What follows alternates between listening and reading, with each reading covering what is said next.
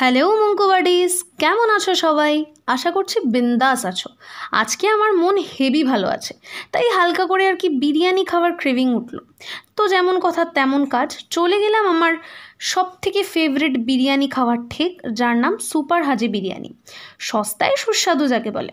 এই দেখো, আমার না এই বিরিয়ানির হাঁড়ি থেকে বিরিয়ানি নিয়ে প্যাকেটে ভরার বিষয়টা দেখতে ভীষণ ভালো লাগে, তাই জন্যই আর কি প্রত্যেকবার আমি এই ক্লিপটা নিই। এনিওয়ে, তো একটা চিকেন বিরিয়ানি এবং একটা এগ বিরিয়ানি নিয়ে চলে এলাম টুকটুক টুকটুক করতে করতে বাড়ি। এগ নিলাম বিকজ আমার বোনও একদম চিকেন খায় না, তাই জন্যই এগটা নেওয়া। দেখো, এরম একটা খাবার প্লেটে থাকলে আর কি কিছু লাগে বলো তো? একদমই আর কিছু লাগে না।